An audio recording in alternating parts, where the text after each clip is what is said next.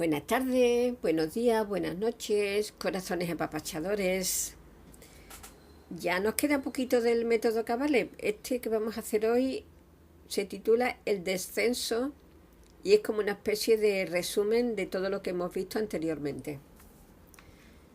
El ego imprime en sus distintos cuerpos el programa procedente de los mundos del espíritu, sin que ello prive a la personalidad física, la que finalmente lo vivirá, de gozar de una total libertad de movimientos.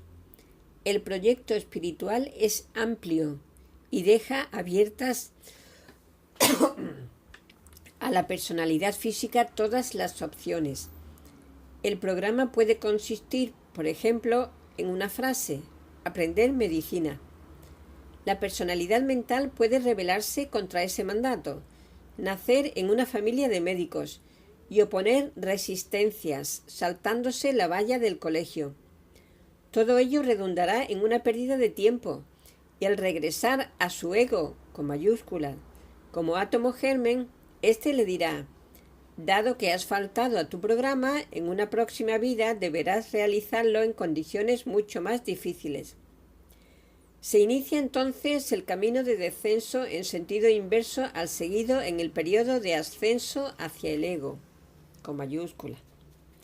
Es decir, el átomo germen del cuerpo del pensamiento atraviesa la cuarta región, donde se encuentran las fuerzas arquetipales del intelecto, atrayendo hacia él a la manera de un imán la materia de esta elevada región. Según el poder de atracción del átomo germen, aspirará hacia él más o menos materia de esta región. Por consiguiente, su futuro intelecto será más o menos vigoroso y activo, con arreglo a lo que suceda en este periodo de formación. Este poder de atracción de materia e intelecto dependerá de lo activo que haya sido el intelecto en la vida anterior. Las distintas partes del cuerpo mental, lo mismo que ocurre con el cuerpo físico, se hacen vigorosas con el ejercicio. Quienes ejercieron de forma activa el pensamiento en la vida pasada, en la resolución de sus problemas humanos, tendrán un átomo germen muy poderoso que atraerá hacia el futuro cuerpo mental gran cantidad de materia de esta región. Ya provistos de componentes de la cuarta región, el átomo germen adquirirá materia de la tercera región. Después lo hará en la segunda y la primera, siempre mediante el procedimiento ya descrito de succionar el material de esas regiones a la manera de un imán. Las capas de materia toman la forma de una campana abierta por la base y cerrada por la cúspide, donde se sitúa el átomo germen. El envoltorio que corresponde a la cuarta región del mundo del pensamiento quedará al exterior, y los demás envoltorios irán disponiéndose en el interior de esta campana. Este nuevo cuerpo mental será el resultado de las actuaciones anteriores, de las experiencias recogidas por los cuerpos y de las conseguidas por el ego en los mundos superiores en los que evoluciona. Podríamos decir que quien consigue más es el que más tiene, aunque con la salvedad que todo el mundo tiene la posibilidad de acceder al mismo conocimiento. El mundo del pensamiento está compuesto de infinitos escalones. Cada uno da paso a unas enseñanzas determinadas. Para obtenerlas basta con conseguir que el cuerpo mental vibre a la frecuencia que corresponde a tal o cual escalón. Sería como decir que solo entran a ver un espectáculo los que han conseguido entradas. Por ello, el conocimiento, cuando sale del ámbito cultural, asequible a todos, es siempre personal y subjetivo en su manifestación, pero es objetivo en su esencia. Es decir, todas las personas que se elevan a un determinado plano comprenden la verdad que contiene de la misma manera. La estructura del nuevo cuerpo mental condicionará la futura actuación del individuo en el mundo. Si el envoltorio con materia de la cuarta región es el más vigoroso y abundante, la persona se orientará intelectualmente hacia el estudio de lo abstracto, del arte, del esoterismo, de lo que está más allá de las demostraciones científicas. Si es la materia mental de la tercera región la que domina, dado que allí se crean los arquetipos de los deseos y de las emociones, el individuo se interesará intelectualmente por comprender cómo funcionan los mecanismos emotivos de las personas y se interesará por la psicología, por ejemplo. Si es la segunda región la que se impone, la de los arquetipos de la vitalidad universal, el individuo se inclinará hacia las ciencias, hacia la comprensión de los mecanismos que permiten el funcionamiento de la vida, como la biología, por ejemplo. En cambio, si se trata de la materia de la primera región, la de los arquetipos de la forma, la persona se orientará hacia el estudio de las formas físicas, de sus compuestos, de su evolución. Las formas, incluida la humana, ejercerán sobre ella una auténtica fascinación. Tal vez se oriente hacia la arquitectura. Los componentes del cuerpo mental constituyen una estructura variable y en cuanto estamos en la Tierra podemos modificar su composición según el uso que le demos. Si una persona con carga de sustancia mental de la primera región muy intensa se interesa asiduamente por lo abstracto y deja de utilizar el material de que dispone para investigar en el dominio de las formas físicas, los componentes de esa región irán disminuyendo, mientras que los átomos procedentes de la cuarta región irán aumentando. Sin embargo, es evidente que la composición básica del cuerpo mental condiciona al individuo, puesto que le da facilidades para ciertas cosas y pocas aptitudes para otras. La cuestión sería saber lo que es mejor para un ser en evolución, si utilizar las fuerzas mentales según su predisposición natural o si esforzarse por eliminar materia procedente de las regiones inferiores del mundo del pensamiento para adquirir material de las superiores. La contestación correcta es que ninguna norma permite saberlo a priori y que dependerá del planteo evolutivo de cada ser. En principio, los átomos que componen el tejido evolutivo de la cuarta región, que facilitan el estudio de lo abstracto, permiten comprender de forma intuitiva todo lo demás. Pero este tipo de comprensión por sí sola resulta insuficiente, ya que es preciso asimilar las experiencias realizadas con la materia, y los materiales de las demás regiones permiten a la inteligencia descender al mundo de deseos, al etérico y al físico, y sacar deducciones prácticas de los fenómenos de la vida.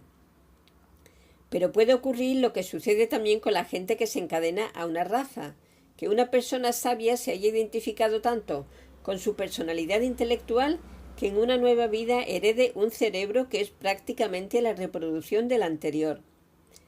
Para este individuo resultará una gran ventaja ser capaz de cambiar los compuestos de su cuerpo mental, ya que de otro modo está condenado al estancamiento, al atasco evolutivo y tal vez a la muerte prematura.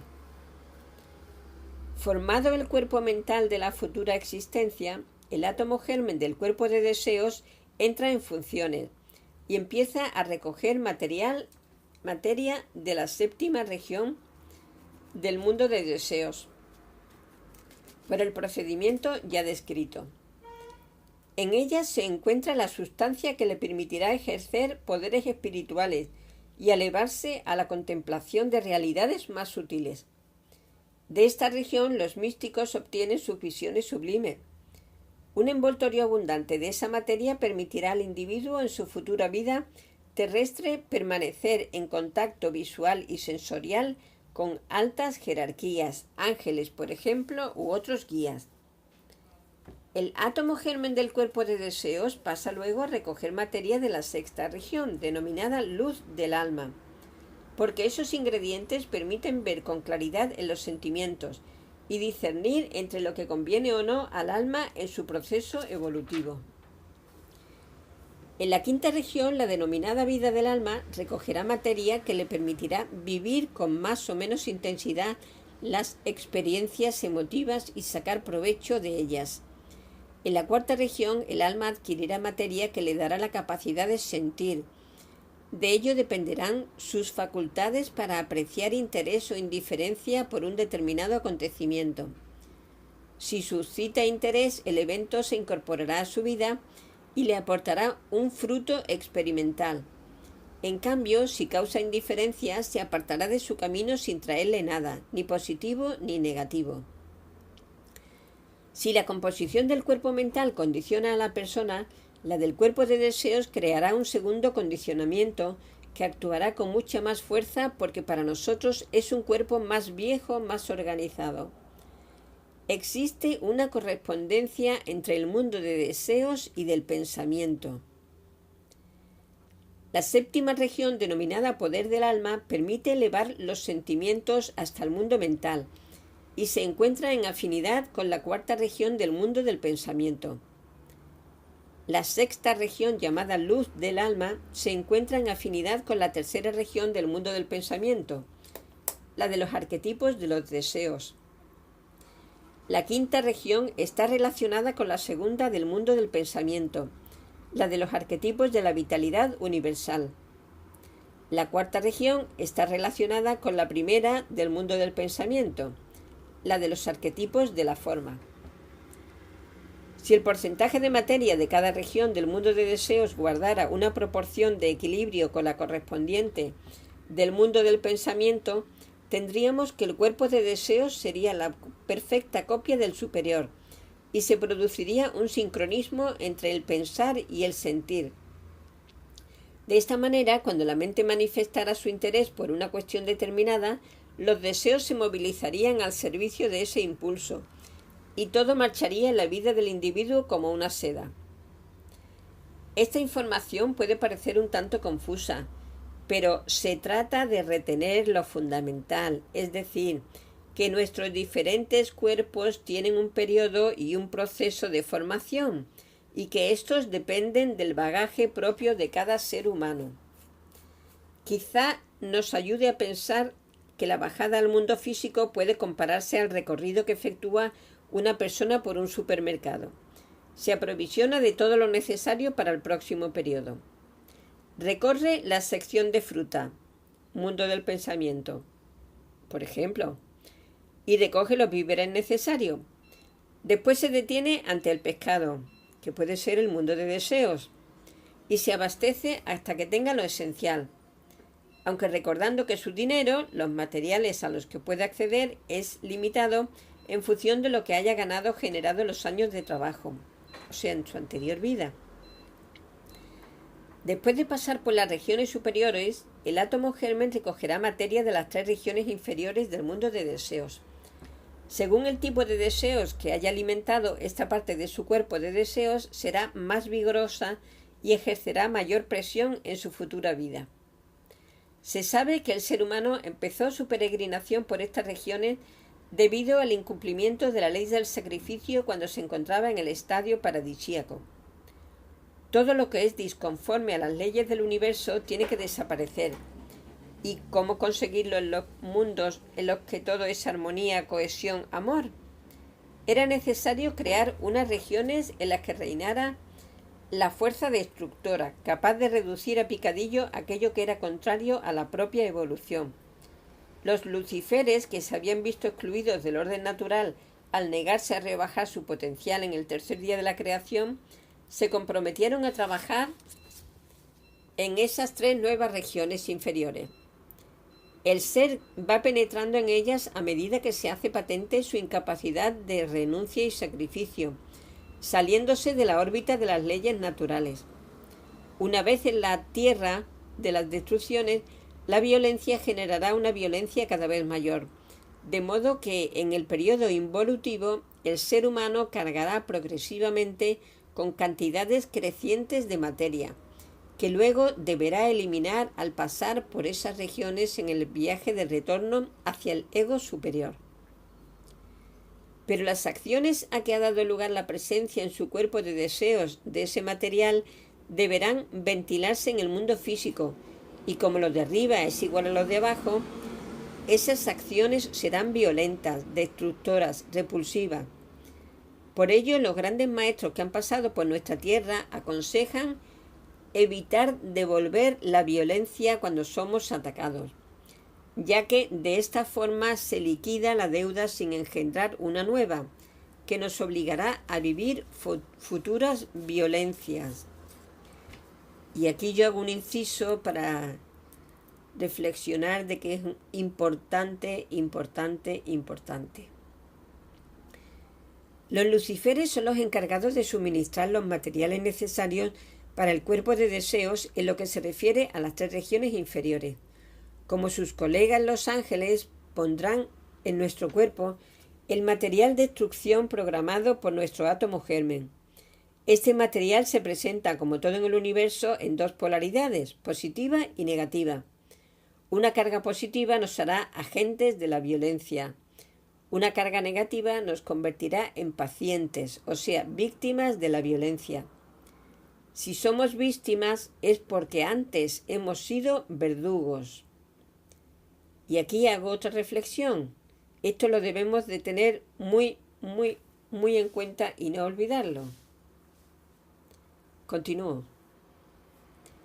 Repito, si somos víctimas es porque antes hemos sido verdugos y las agresiones que suframos reclamarán venganza. Y así se producirán ciclos y más ciclos hasta que un día decidamos romper el cerco infernal de la violencia. Esta ruptura solo puede producirse a través de nuestro perdón. Todo cuanto sucede alrededor del ser humano tiene su base de aprendizaje. Si un verdugo nunca fuera víctima, tendría tendencia a repetir su actuación una vez tras otra, con el consiguiente retraso evolutivo. Pasar a ser la víctima le permite avanzar, porque después de esa representación es probable que lo piense antes de volver a ejercer de verdugo. Pero como hemos dicho, podemos romper el bucle. El perdón borra la ofensa, anula el castigo, entre comillas, que debería sufrir el agresor, y el impacto espiritual que produce en él lo limpia de la materia de esa baja región del mundo de deseos, permitiéndole el acceso a mundos más elevados. Esto produce una reacción en cadena en todo el universo, ya que en el antiguo agresor beneficiario del perdón, al transmutarse su naturaleza, también él se encuentra en condiciones de perdonar a los que le han ofendido, y estos a sus agresores, en un proceso sin fin que desintegra la fuerza destructora de las bajas regiones del mundo del deseo. El perdón concedido al enemigo es, pues, la piedra angular de todo proceso evolutivo.